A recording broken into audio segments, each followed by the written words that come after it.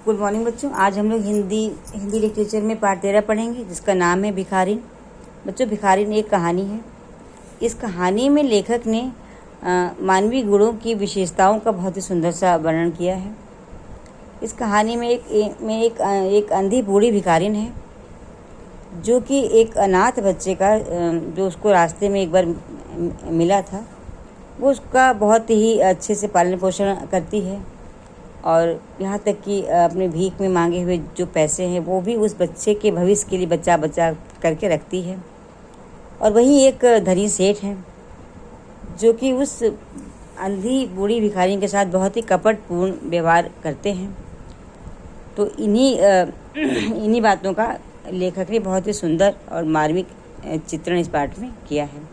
तो आइए बच्चों, पढ़ते हैं कहानी में आगे क्या है। कहानी में ये बच्चों दृश्य है कि अंधी बुढ़िया प्रतिदिन मंदिर के दरवाजे पर जाकर के खड़ी होती।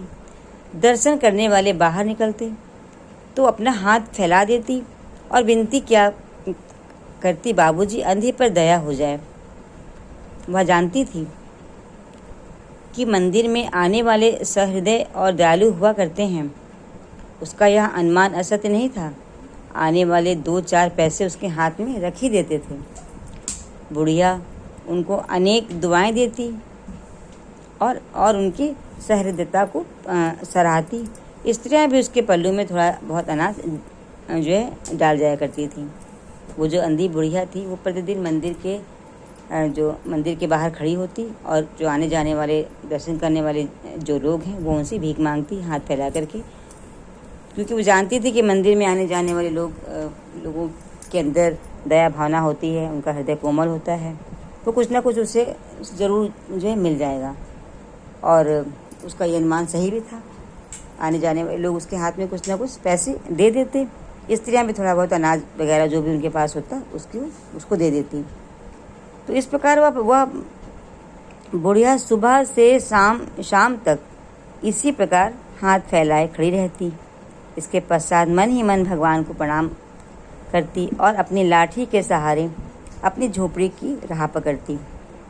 झोपड़ी के पास पहुंचते ही 10 वर्ष का एक लड़का उछलता कूदता आता और उससे लिपट जाता।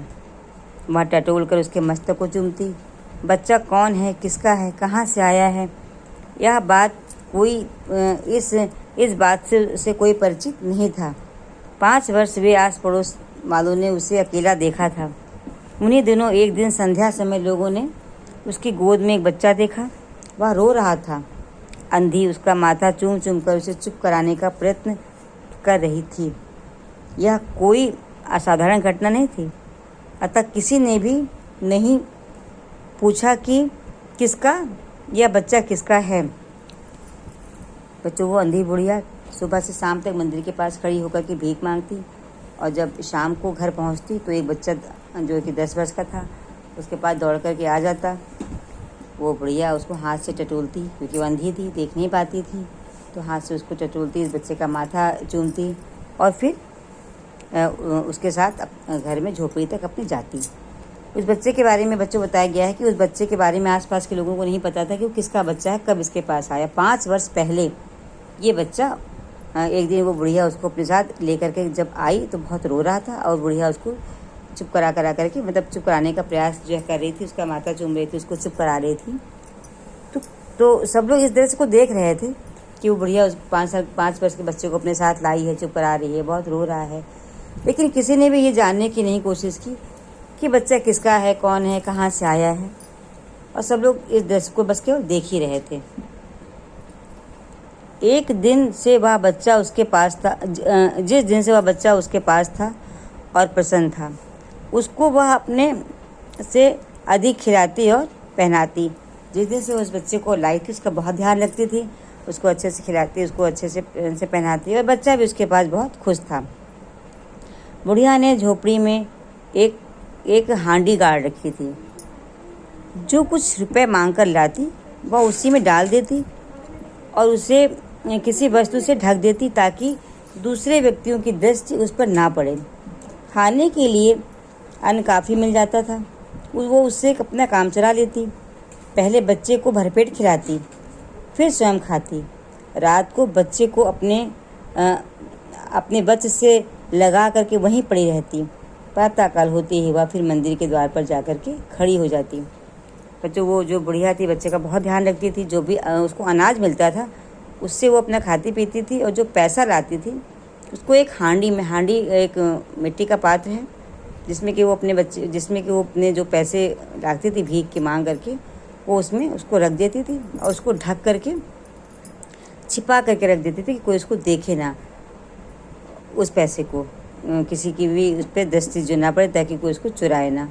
और उस पैसों को वो उस बच्चे के लिए ही बचा करके रखती थी जो बच्चा उसके पास रह रहा था। उसके बाद उसके बाद इसी तरह से वो डेली पैसा जमा करती रोज़, तो उसके पास काफ़ी रुपए हो गए। उसकी हांडी लगभग पूरी भर गई थी, तो उसको आशंका थी कि कोई उसको चुरा ना ले। एक दिन संध्या समय आंधी ने हांडी उखाड़ी और अपने फटे हुए आंचल में छिपाकर सेठ बनारसी दास की कोठी पर जा पहुंची।